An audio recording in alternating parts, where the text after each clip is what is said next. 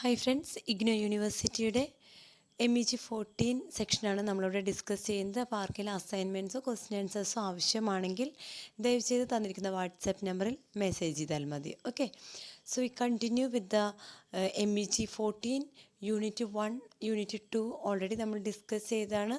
ഇന്ന് യൂണിറ്റ് 3 നമ്മളിന്ന് ഡിസ്കസ് ചെയ്യാൻ പോവുകയാണ്. ഓക്കെ, ബ്ലോക്ക് 1 കാണാത്തവർ അതിൻ്റെ എല്ലാം ഡിസ്ക്രിപ്ഷൻ ബോക്സിൽ ലിങ്ക് കൊടുത്തിട്ടുണ്ട്. അപ്പോൾ അതിൽ നിന്നും റെഫർ ചെയ്യുക. Okay, so we continue. Block 2 unit 3. First question, which is a major theme in the novel asceticism and eroticism or Brahmanism and anti-Brahmanism? Discuss. Novel സംസ്കാരയുടെ തീമിനെ കുറിച്ചിട്ടാണ് ചോദ്യം. അസറ്റിസിസം ആണോ എന്ന് വെച്ചാൽ സന്യാസമാണോ അഥവാ ശൃംഗാരമാണോ? എറോട്ടിസിസം എന്ന് പറഞ്ഞാൽ ശൃംഗാരം. അതോ ബ്രാഹ്മണിസമാണോ അതോ ബ്രാഹ്മണിസത്തിനുള്ള വിരുദ്ധമാണോ, ആൻറ്റി ബ്രാഹ്മണിസമാണോ എന്നുള്ളതാണ് ഡിസ്കസ് ചെയ്യേണ്ടത്. എന്ന് വെച്ച് കഴിഞ്ഞാൽ സംസ്കാരയുടെ തീം, നോവൽ സംസ്കാരയുടെ തീമിനെ കുറിച്ചിട്ടാണ് നമ്മൾ ഡിസ്കസ് ചെയ്യേണ്ടത്. The major theme in the novel Samskara by U.R. Anandamurthy is a complex interplay between asceticism and eroticism, as well as Brahmanism and anti-Brahmanism. Both themes are deeply intertwined, reflecting the societal and cultural context of the story. Asceticism and eroticism. The theme of asceticism and eroticism is central to the novel, as it explores the tension between the pursuit of spiritual liberation and the fulfillment of worldly desires. Praneshacharya, the protagonist, is a Brahmin scholar who has led a life of asceticism, renouncing worldly pleasures. However, his encounter with Chandri, a low-caste woman, awakens his sensual desires and challenges his ascetic values. Through Praneshacharya's journey, the novel highlights the limitations of asceticism and the importance of embracing the worldly experience. The theme of eroticism is not limited to sex but encompasses a broader engagement with the world. Praneshacharya's transformation is marked by his growing awareness of the world's complexities and his desire to participate in it.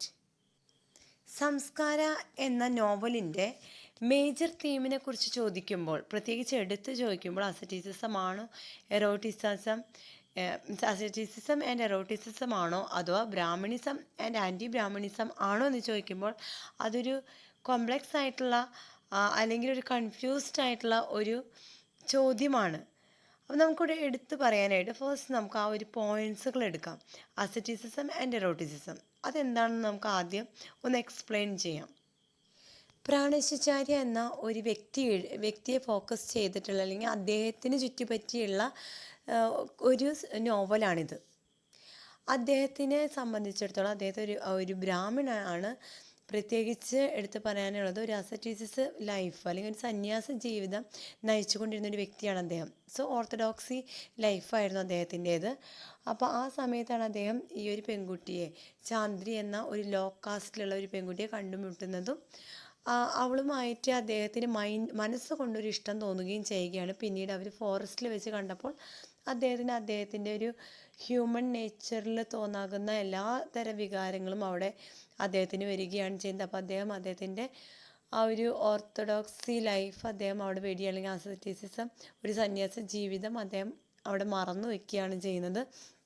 അങ്ങനെ അവളുമായിട്ടൊരു സ്നേഹബന്ധത്തിൽ ഏർപ്പെടുന്നു. ഇവിടെ നടക്കുന്നത് രണ്ട് കാര്യങ്ങളാണ്. ഒന്ന് asceticism, ഒന്ന് എറോട്ടിസിസം. Asceticism എന്ന് പറഞ്ഞാൽ ഇദ്ദേഹം ഓൾറെഡി ഒരു സന്യാസിയാണ്. അതേസമയം എല്ലാ ഹ്യൂമൻ വികാരങ്ങളും മാനുഷിക വികാരങ്ങളെല്ലാം കൊണ്ട് അദ്ദേഹം ആ പെൺകുട്ടിയുമായിട്ടൊരു ലവ് അഫെയറിൽ വരുമ്പോൾ അവിടെ എറോട്ടിസിസമാണ് സംഭവിക്കുന്നത്. ഇവിടെ സെക്സ് എന്നൊരു വാക്കിനല്ല ഇവിടെ ഹൈലൈറ്റ് ചെയ്യുന്നത്, മറിച്ച് അദ്ദേഹത്തിൻ്റെ ഫീലിങ്സിനെയാണ്. ഓക്കെ, കാരണം പ്രാണേശാചാര്യ എന്ന വ്യക്തി സൊസൈറ്റിയിൽ ഒരു നിലയും വിലയൊക്കെ ഉള്ള ഒരു വ്യക്തിയാണ്. എന്ന് വെച്ച് കഴിഞ്ഞാൽ ഒരു സന്യാസ ജീവിതം നയിക്കുന്ന, ഒരു ഓർത്തഡോക്സി ലൈഫ് നയിക്കുന്ന ഒരു ബ്രാഹ്മിൺ എന്നുള്ള ഒരു ഇമേജ് അദ്ദേഹത്തിനുണ്ട്. അപ്പോൾ അതെല്ലാം നഷ്ടമാവുകയാണ് ഈ സമയത്ത്. അപ്പോൾ അദ്ദേഹത്തിന് കൂടുതലായിട്ടും അദ്ദേഹത്തിൻ്റെ ഫീലിങ്സിനെ എക്സ്പ്രസ് ചെയ്യാൻ പറ്റിയ ഒരു സാഹചര്യമായിരുന്നു അത്. അതിനോടൊപ്പം എന്താ ഇവിടെ സംഭവിക്കുന്നതെന്ന് വെച്ച് കഴിഞ്ഞാൽ അദ്ദേഹത്തിന് ആ അസറ്റിസിസത്തിൽ നിന്നും തെന്നി എറോട്ടിസിസത്തിലേക്ക് പോകേണ്ട ഒരു അവസ്ഥയിലോട്ടാണ് പിന്നീട് മാറുന്നത്. Brahmanism and anti-Brahmanism. The theme of Brahmanism and anti-Brahmanism is also crucial to the novel, as it critiques the rigid social hierarchy and orthodoxy of the Brahmin community. The novel portrays the Brahmins as decadent, greedy, and superstitious, highlighting the need for change and reform. Naranappa, a lapsed Brahmin, represents a challenge to the traditional Brahminical values, and his defense serves as a catalyst for Pranacharya's transformation. The novel suggests that the Brahmanical society has lost its capacity for self-reflection and adaptation, and that it needs the revitalizing touch of someone who lives on the periphery of the Brahmanical world. Interplay between themes. The themes of asceticism and eroticism, as well as Brahmanism and anti-Brahmanism, are deeply intertwined in the novel. Pranacharya's journey represents a struggle to reconcile his ascetic values with his growing desire for worldly experience. Similarly, the Brahmanical society's rigidity is challenged by the forces of change and reform.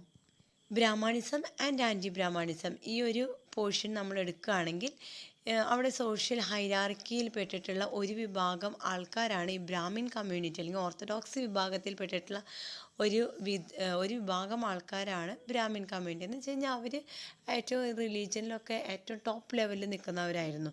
അപ്പോൾ ബാക്കിയുള്ളവരെല്ലാവരും അവർ law cast ആയിട്ടായിരുന്നു കണക്കാക്കിയിട്ടുണ്ടായിരുന്നത്. അപ്പോൾ ആ ഒരു സാഹചര്യത്തിലാണ് എന്താ പറയുക നമ്മുടെ നാരായണപ്പ. അതിനിടയിൽ ഒരു കാര്യം കൂടിയും പറയട്ടെ. ഈ ബ്രാഹ്മിൺ സൊസൈറ്റിയെ കുറിച്ചിട്ട് കുറച്ച് നെഗറ്റീവ് ആസ്പെക്റ്റുകളാണ് നമുക്കിവിടെ കാണാനായിട്ട് സാധിക്കുക. ഇത് പഠിച്ചുകൊണ്ടിരിക്കുന്ന ബ്രാഹ്മിൺസ് ആയിട്ടുള്ള ഏതെങ്കിലും കുട്ടിയുണ്ടെങ്കിൽ ദയവ് ചെയ്ത് നിങ്ങൾ വിഷമിക്കരുത്. കാരണം എന്താണെന്ന് വെച്ച് കഴിഞ്ഞാൽ ഇത് അന്നത്തെ ഓൾഡ് സൊസൈറ്റിയിൽ നമ്മളുടെ അന്ന് ഈ നോവലൊക്കെ എഴുതിയ സാഹചര്യങ്ങൾ നിങ്ങൾ മനസ്സിലാക്കണം, ആ സമയം നിങ്ങൾ മനസ്സിലാക്കണം. അപ്പോൾ ഇതൊക്കെ പണ്ടത്തെ കഥകളും പണ്ടത്തെ നോവലിൻ്റെ ആ ഒരു ബേസാണ് കേട്ടോ. അപ്പോൾ ഇതൊന്നും നിങ്ങളെ അഫക്റ്റ് ചെയ്യേണ്ട കാര്യമേ ഇല്ല. Okay, so we continue. Naranappa അന്നത്തെ ഇത് ഒന്നുകൂടി ഞാൻ പറയുകയാണ്. ബ്രാഹ്മിൺസിന് ഒരു നെഗറ്റീവ് ആസ്പെക്റ്റിലേക്ക് കൊണ്ടുവരുന്നുണ്ട്. എന്ന് വെച്ച് കഴിഞ്ഞാൽ അവർ ഗ്രീഡി ആയിട്ടും സൂപ്പർസ്റ്റിഷ്യൻസ് ആയിട്ടും അതുപോലെ എന്താ പറയുക അവർക്ക് അവരുടേതായ കുറേ വാല്യൂസൊക്കെ അവർ ഹോൾഡ് ചെയ്യുന്നുണ്ടായിരുന്നു. അപ്പോൾ അതിൽ നിന്നും വിട്ടുമാറാനായിട്ട് അവർ തയ്യാറായിരുന്നില്ല. അങ്ങനത്തെ ഒരു ചിന്താഗതിയായിരുന്നു. അപ്പോൾ ഈ നാരായണപ്പയുടെ കേസ് എടുക്കുമ്പോൾ അദ്ദേഹം ഒരു ബ്രാഹ്മണനാണ്. അതേസമയം അദ്ദേഹം ഒരു വിധത്തിലും ഓർത്തഡോക്സി അല്ലായിരുന്നു. അദ്ദേഹം അതിനൊക്കെ എതിരെ നടന്നിരുന്ന ഒരു വ്യക്തിയാണ്. അതാണ് നമ്മളിവിടെ പറയുന്ന ആൻറ്റി ബ്രാഹ്മണിസം.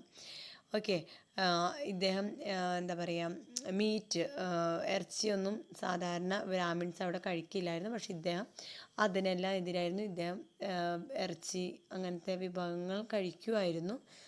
പിന്നെ ലോ കാസ്റ്റുമായിട്ട് ബ്രാഹ്മിൺസിന് ഒരു വിധത്തിലും ബന്ധമില്ലായിരുന്നു. പക്ഷേ ഇദ്ദേഹത്തിന് ഒരു സ്ത്രീയുമായിട്ട് ബന്ധത്തിൽ ചാന്ദ്രി എന്ന് പറഞ്ഞൊരു സ്ത്രീയുമായിട്ട് അദ്ദേഹം ബന്ധം പുലർത്തിയിരുന്നു. ഷീസ് എ ലോ കാസ്റ്റ്, അവളൊരു ലോ കാസ്റ്റിൽ പെട്ട ഒരു പെൺകുട്ടിയായിരുന്നു. ഓക്കെ, അപ്പോൾ അതൊക്കെയാണ് ആൻറ്റി ബ്രാഹ്മണിസത്തിൽ ഇവിടുന്ന് കാണുന്നത്. അതേസമയം ബ്രാഹ്മണിസത്തിൽ കാണുന്നത് ഓർത്തഡോക്സി വിഭാഗത്തിൽ പെട്ടിട്ടുള്ള അല്ലെങ്കിൽ പ്രാണാചാര്യനെ കുറിച്ചിട്ടാണ് ഇവിടെ നമ്മൾ പറയുന്നത്. അപ്പോൾ അദ്ദേഹത്തിനെ സംബന്ധിച്ചിടത്തോളം അദ്ദേഹം വാല്യൂസ് ബ്രാഹ്മിൺ വാല്യൂസൊക്കെ അപ് ടു ഡേറ്റ് ആയിട്ട് എന്താ പറയുക കൃത്യമായിട്ട് ഫോളോ ചെയ്യുന്ന ഒരു വ്യക്തിയായിരുന്നു. ഓക്കെ, അപ്പോൾ ഈ നാരായണപ്പ മരിച്ചു കഴിഞ്ഞപ്പോൾ പക്ഷേ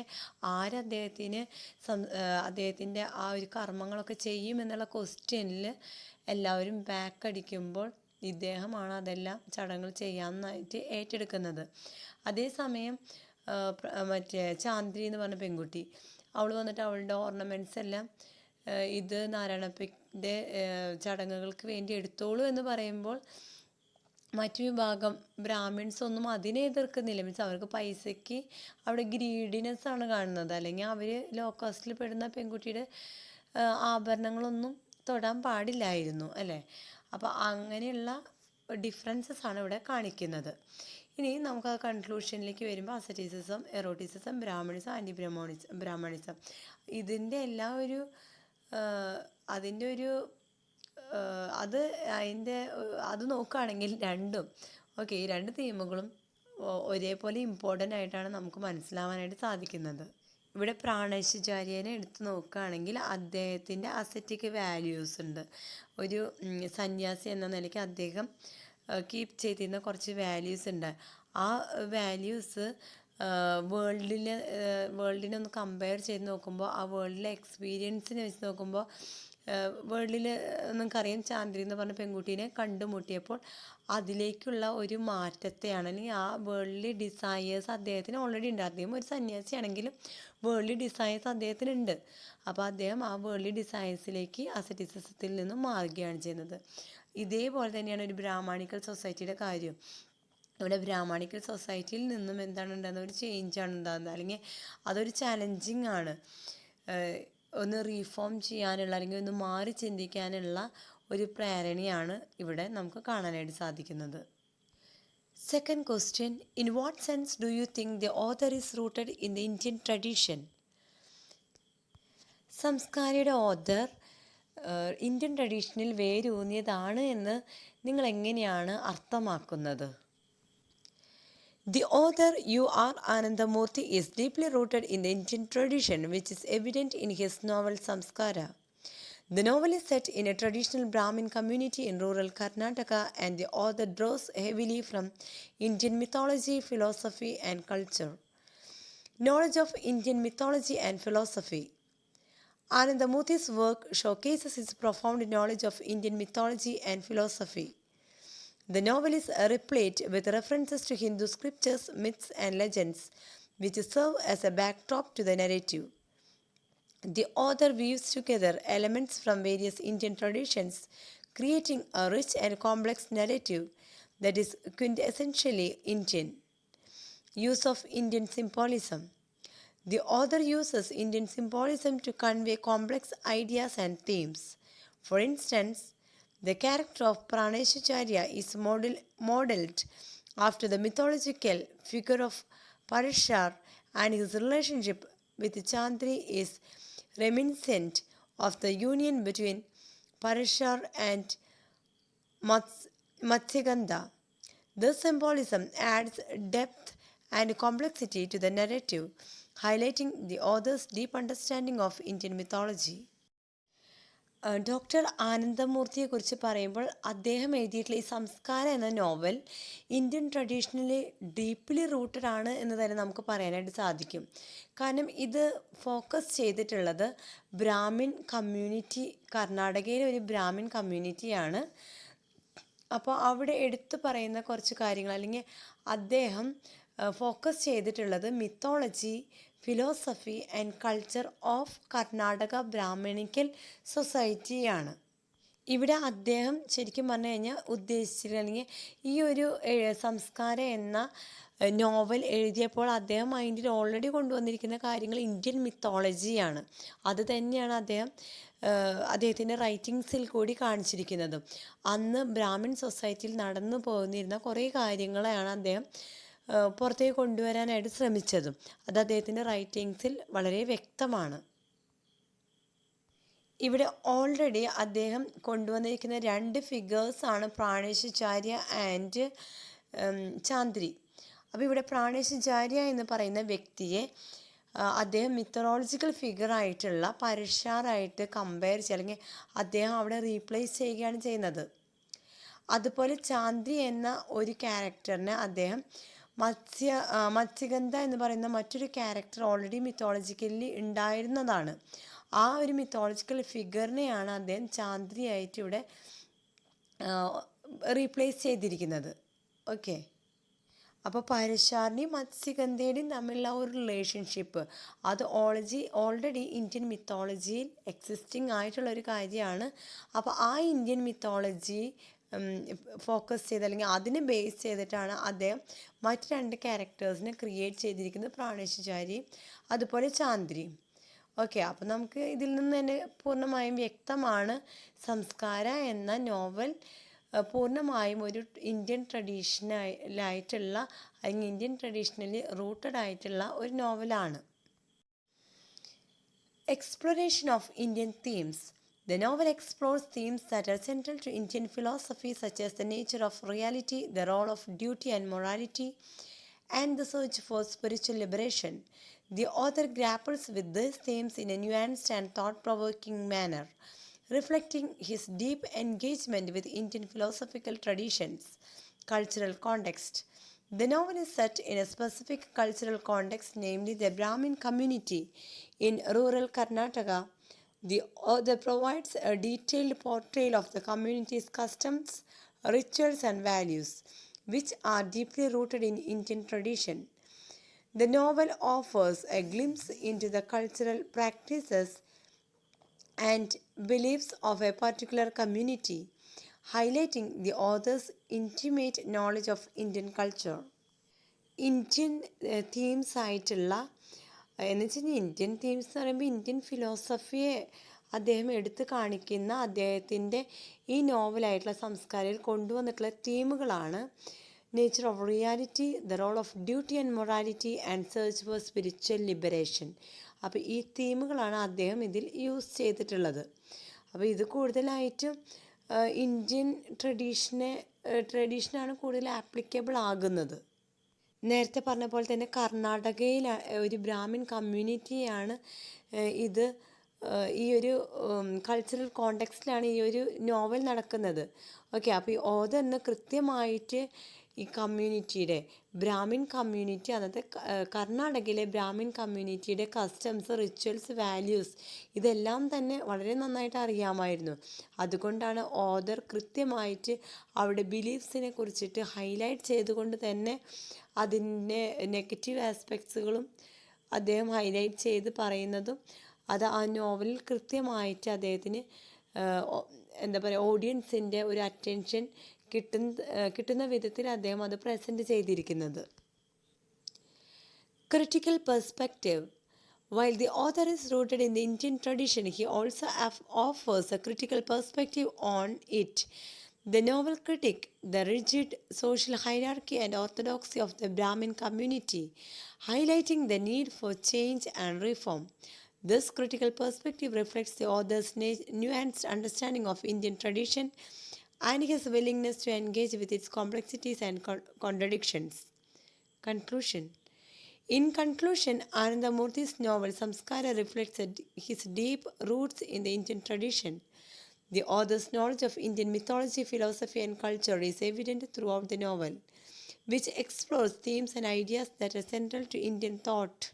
The author's use of Indian symbolism and his critical perspective on Indian tradition add depth and complexity to the narrative, making Samskara a essentially Indian novel.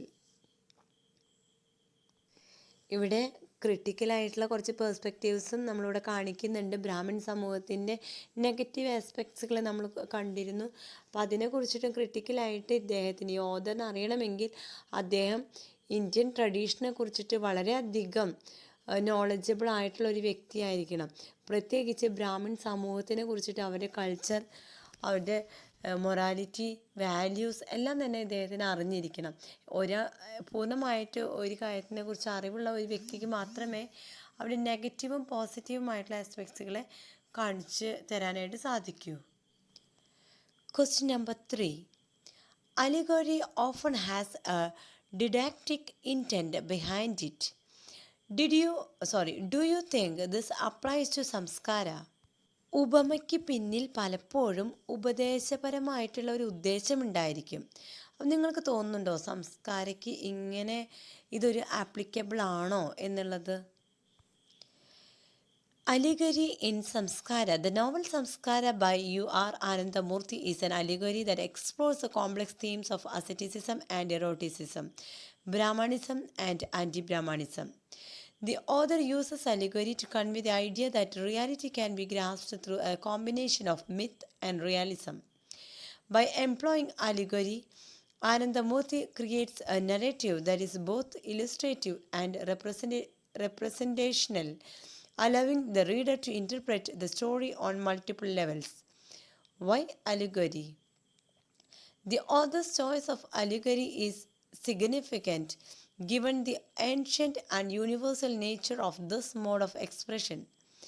Allegory allows Anandamurti to tap into the rich cultural heritage of India, drawing on mythological and legendary associations that are deeply rooted in the Indian psyche. By using allegory, the author can convey complex ideas and themes in a simplified yet powerful manner. Features of allegory in Samskara. The novel exhibits several features of allegory, including the use of symbolism, binary oppositions, and simplified characterizations. The characters in the novel, such as Pranishachari and Naranappa, represent polar opposites, embodying the conflicting ideals of asceticism and eroticism. The novel also employs allegorical, allegorical representations of virtue and sin, Brahmanism and anti-Brahmanism. ഇവിടെ സംസ്കാര എന്ന ഒരു story വളരെ സിമ്പിളായിട്ട് മനസ്സിലാകുന്ന രീതിയിലാണ് ഇത് create ചെയ്തിരിക്കുന്നത്. അത് തന്നെയാണ് ഈ അലോഗരി എന്നൊക്കെ പറയുന്നത്. അലിഗോരി എന്ന് പറയുന്നത് എന്താ പറയുക, ഉപമ. അത്രയും വളരെ സിമ്പിളായിട്ടുള്ളൊരു പ്രസൻറ്റേഷനാണ്. അപ്പോൾ ആർക്കും ഇത് പെട്ടെന്ന് മനസ്സിലാക്കാനായിട്ട് സാധിക്കും. പ്രത്യേകിച്ചും ഇന്ത്യൻ ട്രഡീഷനെ കുറിച്ചിട്ടും ഒക്കെയാണ് നമ്മൾ ഈ സ്റ്റോറിയിൽ കാണുന്നത്. അപ്പോൾ ഇതിലുള്ള ക്യാരക്ടേഴ്സ്, അപ്പോൾ അതിൽ ഉൾപ്പെടുത്തിയിട്ടുള്ള മിത്തോളജിക്കലായിട്ടുള്ള കുറച്ച് കാര്യങ്ങൾ, ഇതെല്ലാം തന്നെ ഇതിൽ പ്രസൻറ്റ് ചെയ്തിരിക്കുന്ന രീതി വളരെ സിമ്പിളായിട്ടുള്ളതാണ്. ആർക്കും മനസ്സിലാകുന്ന രീതിയിൽ തന്നെയാണ് ഇത് പ്രസൻറ്റ് ചെയ്തിരിക്കുന്നത്. അത്രേ ഇവിടെ ഉദ്ദേശിക്കുന്നുള്ളൂ. Realism and allegory. While the novel employs allegory, it also incorporates realistic details, particularly in the portrayal of the major characters. As the narrative progresses, the characters become more complex and nuanced, transcending their initial allegorical representations. The author's use of realism adds depth and complexity to the narrative, making the characters more relatable and human. Novel move ചെയ്തുകൊണ്ടിരിക്കെ ഇതിൻ്റെ അർത്ഥങ്ങളിൽ വ്യതിയാനം അല്ലെങ്കിൽ ക്യാരക്ടേഴ്സിൽ കുറേ movement ഉണ്ടാവുകയാണ്, മാറ്റങ്ങൾ സംഭവിക്കുകയാണ്. അപ്പോൾ ഈ കാര്യങ്ങളൊക്കെ ഒരു കോംപ്ലക്സ് ഇല്ലാത്ത രീതിയിൽ അല്ലെങ്കിൽ ഒരു കോംപ്ലിക്കേറ്റഡ് അല്ലാത്ത രീതിയിലാണ്, നമുക്ക് മനസ്സിലാകുന്ന രീതിയിലാണ് ഇവിടെ പറഞ്ഞു തന്നിരിക്കുന്നത്. ആ ഒരു അലിഗരിയാണ് ഇവിടെ വർക്കൗട്ടായിരിക്കുന്നത്. ഡയഡക്റ്റിക് intent. Allegory often has a didactic intent behind it, and Samskara is no exception. The novel explores the need for change and reform in the Brahmanical society, highlighting the limitations of traditional values and the importance of individual identity. The author's use of allegory serves as a powerful tool for conveying this message, allowing the reader to reflect on the theme and ideas presented in the novel. ഈ ഒരു രീതിയിൽ സംസ്കാരം എന്ന novel ഇതിൻ്റെ author എഴുതുന്നതിൻ്റെ പിന്നെയുള്ള ഏറ്റവും വലിയ ഉദ്ദേശം എന്ന് പറയുന്നത് ആൾക്കാർക്ക് ചെറിയ ഉപദേശം കൊടുക്കുക, അല്ലെങ്കിൽ അതിനൊന്ന് മനസ്സിലാക്കിക്കുക, അവിടെ നിന്ന് ഒരു മാറ്റം വരുത്തുക എന്നതായിരുന്നു അദ്ദേഹത്തിൻ്റെ മെയിനായിട്ടുള്ള ഒരു agenda. Conclusion. In conclusion, the novel Samskara is a thought-provoking allegory that explores complex themes and ideas. The author's use of allegory combined with realism creates a narrative that is both illustrative and representational. The novel's didactic intent is evident in its exploration of the need for change and reform in the Brahmanical society. Through its use of allegory, Samskara offers a powerful commentary on the human condition, highlighting the importance of individual identity and the need for self-reflection. നേരത്തെ സൂചിപ്പിച്ച പോലെ തന്നെ conclude ചെയ്യുമ്പോൾ സംസ്കാര എന്ന നോവലിൻ്റെ ഒരു മെയിനായിട്ടുള്ള agenda എന്ന് പറയുന്നത് തന്നെ ബ്രാഹ്മണനായിട്ടുള്ള ഒരു വ്യക്തിയാണെങ്കിലും അദ്ദേഹം ഒരു മനുഷ്യൻ തന്നെയാണ്. അപ്പോൾ അത് ബ്രാഹ്മണത്തിൻ്റെ ഒരു പ്രത്യേക ശൈലിയിലൊരു മാറ്റം വരുത്താനും, എന്നുവെച്ചാൽ അവർ ഫോളോ ചെയ്തിരിക്കുന്ന ആ ഓർത്തഡോക്സിയിലുള്ള കുറേയധികം പോരായ്മകൾ ഇദ്ദേഹം ചൂണ്ടിക്കാണിക്കുകയാണ്. അപ്പോൾ അതിലൊരു മാറ്റം വരുത്താനും, പിന്നെ ആസ് എ ഹ്യൂമൻ അവിടെ ഒരു സന്യാസ ജീവിതം നയിക്കുന്ന ഈ ഒരു വ്യക്തി, അപ്പോൾ അവിടെയും ഒരു ഹ്യൂമണിൽ പേഴ്സണലി ഒരു മാറ്റം വരുത്താനൊക്കെയാണ് ഈ ഒരു നോവൽ അദ്ദേഹം ഇത്ര സിമ്പിളായിട്ട് അലിഗരിയായിട്ട് എഴുതിയിട്ടുള്ളത്. Fourth question. Do you think the novel is a complex repudiation of Brahmanism and therefore of Hinduism? ഈ നോവൽ ബ്രാഹ്മണിസത്തിൻ്റെയും അതുവഴി ഹിന്ദുയിസത്തിൻ്റെയും ഒരു നിഷേധമാണ് എന്ന് നിങ്ങൾക്ക് തോന്നുന്നുണ്ടോ? The novel Samskara by U.R. Anandamurthy is a complex exploration of Brahmanism and Hinduism, and it cannot be reduced to a simple repudiation of these traditions. While the novel critiques the rigid social hierarchy and orthodoxy of the Brahmanical society, it also acknowledges the richness and depth of Hinduism and its traditions. Critique of Brahmanism. The novel portrays the Brahmanical society as decadent, corrupt, and hypocritical. The Brahmins in the novel are depicted as being more concerned with maintaining their social status and privileges than with following the true principles of their faith. The novel highlights the contradictions and paradoxes of Brahmanical society, where individuals like Naranappa can defy traditional norms and still be considered part of the community. Complexity of Hinduism. However, the novel also acknowledges the complexity and diversity of Hinduism, which cannot be reduced to a single interpretation of tradition. The novel explores the tensions between different aspects of Hinduism, such as the conflict between asceticism and eroticism, and the struggle between traditional values and modernity. ഇവിടെ സംസ്കാരം എന്ന നോവലിൽ Anandamurthy express ചെയ്യുന്നത് Hinduism അഥവാ ബ്രാഹ്മണിസത്തിൻ്റെ കുറച്ച് വാല്യൂസും അതുപോലെ തന്നെ ക്രിറ്റിസിസവും രണ്ടും ഇവിടെ ഉൾപ്പെടുത്തുന്നുണ്ട്. ഓക്കെ, അപ്പോൾ ഇദ്ദേഹം ക്രിട്ടിസൈസ് ചെയ്യുമ്പോൾ എന്ന് വെച്ച് കഴിഞ്ഞാൽ അദ്ദേഹം എങ്ങനെ ക്രിട്ടിസൈസ് ചെയ്യുന്നത്, അവിടെ നടന്നുകൊണ്ടിരിക്കുന്ന കുറേ സൊസൈറ്റിക്കലായിട്ടുള്ള കുറേ അധികം നെഗറ്റീവ് ആസ്പെക്ട്സ് ഇദ്ദേഹം കാണുന്നുണ്ട്. ഒന്ന് നാരായണപ്പയുടെ കൂടെ ഉണ്ടായിരുന്ന ചാന്ദ്രിയുടെ ഓർണമെൻറ്റ്സിനെ ചൊല്ലി, രണ്ട് നാരായണപ്പ എന്ന ഒരു ആൻറ്റി ബ്രാഹ്മിൺ, ഓക്കെ, അദ്ദേഹത്തിൻ്റെ ഒരു ആറ്റിറ്റ്യൂഡ്. അപ്പോൾ അദ്ദേഹം മരിച്ചു കഴിഞ്ഞതിന് ശേഷവും ഈ ബ്രാഹ്മണിക്കൽ കമ്മ്യൂണിറ്റി ആര് ഇദ്ദേഹത്തിന് സംസ്കരിക്കും എന്നുള്ള കാര്യത്തിൽ അവിടെ ഒരു ക്വസ്റ്റ്യൻ മാർക്ക് വരുത്തുമ്പോൾ ഇവർ സ്വാഭാവികമായിട്ടും ആനന്ദമൂർത്തി ഇവിടെ പറയുന്നത് ബ്രാഹ്മിൺസിൻ്റെ ഒരു സ്വഭാവത്തെ കുറിച്ചിട്ടാണ്.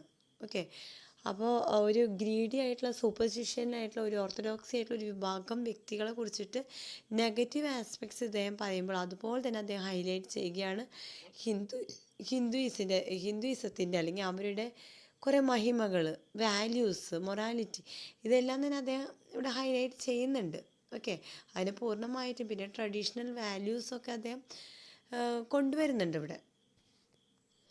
Search for meaning. The novel is ultimately a search for meaning and identity, rather than a repudiation of Brahmanism or Hinduism. The protagonist, Pranashacharya, is on a journey of self-discovery, grappling with the complexities of his own tradition and the changing world around him. Through his journey, the novel highlights the need for individuals to question and reflect on their own traditions and values. Reforms, namely rejection. The novel suggests that reform and transformation are possible within the tradition rather than rejecting it outright. The character of Pranashacharya, who undergoes a transformation from a rigid ascetic to a more nuanced and compassionate individual, illustrates this possibility. The novel implies that it is possible to engage with the critique traditional values while still remaining rooted in one's cultural heritage. ഇവിടെ സംസ്കാരം എന്ന നോവലിൽ ഇദ്ദേഹം ആനന്ദമൂർത്തി ഒരിക്കലും അദ്ദേഹം നിഷേധിക്കുകയല്ല ചെയ്യുന്നത്, മറിച്ച് എന്താ ചെയ്യുന്നത്, അദ്ദേഹം ഇതിൻ്റെയൊക്കെ അർത്ഥങ്ങൾ കൂടുതലായിട്ട് വിശദീകരിക്കുകയാണ് ചെയ്യുന്നത്. അല്ലേ, അതിൻ്റെ ഒരു മീനിങ് മനസ്സിലാക്കാനായിട്ട് അതിൻ്റെ ഇന്നർ സെൽഫിലോട്ട് അല്ലെങ്കിൽ ഇന്നർ മീനിങ്ങിലോട്ട് അദ്ദേഹം കടന്നു ചെന്ന് അതിനെ വിവരിക്കുകയാണ് ഇവിടെ ചെയ്യുന്നത്. പിന്നെ അതുമാത്രമല്ല, ആ ട്രഡീഷൻസ് എല്ലാം മനസ്സിലാക്കി കൊണ്ടുവരുന്നതിനും ഉപരിയായിട്ട് അതിലൊരു ട്രാൻസ്ഫോർമേഷൻ, അതിലൊരു റീഫോം, അതിലൊരു ചേഞ്ച് ഉണ്ടാക്കാനായിരുന്നു ഇദ്ദേഹം പൂർണ്ണമായിട്ടും ശ്രമിച്ചത് ഈ ഒരു നോവലിൽ കൂടെ. Contextualizing the critic. The critique of Brahmanism in the novel needs to be contextualized within the broader social and cultural context of India in the mid 20th century. The novel reflects the changing social and cultural landscape of India, where traditional values and institutions were being challenged and redefined. The critique of Brahminism is a part of a larger conversation about social justice, equality, and human dignity. Conclusion. In conclusion, Samskara is not a complete repudiation of Brahmanism or Hinduism, but rather a nuanced exploration of the complexities and contradictions of these traditions. The novel critiques the rigid social hierarchy and orthodoxy of Brahmanical society, while also acknowledging the richness and depth of Hinduism and its traditions. Ultimately, the novel is a search for meaning and identity, highlighting the need for individuals to question and reflect on their own traditions and values. 20th സെഞ്ച്വറിയിൽ ഈ സംസ്കാര എന്ന നോവലിന് വളരെയധികം പ്രാധാന്യമുണ്ട്. കാരണം എന്താണെന്ന് വെച്ച് കഴിഞ്ഞാൽ മാറിക്കൊണ്ടിരിക്കുന്ന ഒരു സൊസൈറ്റിയാണ്. അപ്പോൾ സൊസൈറ്റിയിലെ ആ ട്രഡീഷൻസിനെ കുറിച്ചിട്ടൊക്കെ ഒന്നും കൂടെ ഒന്ന് പൊടിതട്ടി എടുക്കുമ്പോൾ 20th സെഞ്ച്വറിയിലുള്ള ഒരു തലമുറയ്ക്ക് എന്തൊക്കെ കാര്യങ്ങൾ ആ ചേഞ്ചിനെ കുറിച്ചിട്ട്, ആ ട്രാൻസ്ഫോർമേഷനെ കുറിച്ചിട്ട് കൂടുതലായിട്ട് മനസ്സിലാക്കാനായിട്ട് സാധിക്കും എന്ന് തന്നെയാണ് പറയുന്നത്. ഓക്കെ, അതുപോലെ തന്നെ ബ്രാഹ്മണിസത്തിൽ വന്നിട്ടുള്ള കുറേ മാറ്റങ്ങൾ, അത് ഓരോ ഇൻഡിവിജ്വൽസിനും ജീവിതത്തിൽ വരേണ്ട മാറ്റങ്ങളാവണം. അപ്പോൾ ആ ഒരു ട്രഡീഷനിൽ ഫോളോ ചെയ്തിട്ടുണ്ടായിരുന്നു. അപ്പോൾ അന്നത്തെ കാലത്തെ കുറേ അധികം സിൻഫുൾ ആറ്റിറ്റ്യൂഡ്സ് പോലും ഇവിടെ ഉണ്ട്. അപ്പോൾ അതിനെയൊക്കെ മറികടന്നിട്ടാണ് ഇന്നത്തെ ഒരു അവസ്ഥയിലോട്ടൊക്കെ നമ്മുടെ സമൂഹം നീങ്ങിക്കൊണ്ടിരിക്കുന്നത്. പക്ഷെ ഇപ്പോഴും കുറേ നീതി, ന്യായം, സാമൂഹികമായിട്ടുള്ള കുറേ നന്മകൾ ഇപ്പോഴും നമുക്ക് കീപ്പപ്പ് ചെയ്യേണ്ടതിനായിട്ട്, അല്ലെങ്കിൽ അത് ഫോളോ ചെയ്യാൻ വേണ്ടിയിട്ട് സംസ്കാരം എന്ന നോവൽ ഇപ്പോഴും ആപ്ലിക്കബിളാണ്. അപ്പോൾ ഇത്രയും റെലവൻ്റ് ആയിട്ടുള്ള ഒരു സംസ്കാരം എന്ന നോവൽ ഇവിടെ നമ്മൾ കൺക്ലൂഷൻ പാർട്ടിലോട്ട് വരുമ്പോൾ നമ്മളതിൻ്റെ എല്ലാ വശങ്ങളും കണ്ടു അല്ലേ. അതിൻ്റെ ഒരു പോസിറ്റീവ് സൈഡ്സ് ആണെങ്കിലും നെഗറ്റീവ് സൈഡ്സ് ആണെങ്കിലും. അപ്പം ബ്രാഹ്മണിസം എന്ന ഒരു വിഭാഗത്തെ, അല്ലെങ്കിൽ ഹിന്ദുയിസം എന്ന ആ ഒരു വിഭാഗം ജനങ്ങളെ, അല്ലെങ്കിൽ ആ ഒരു കൾച്ചർ, ആ ഒരു റിലീജിയനെ ഇവിടെ നെഗറ്റീവായിട്ട് കാണിക്കുന്നതിന് പകരം അദ്ദേഹം ഫോക്കസ് ചെയ്യുന്നത് ഒരു ഇൻഡിവിജ്വൽസിലും അല്ലെങ്കിൽ ആ ഒരു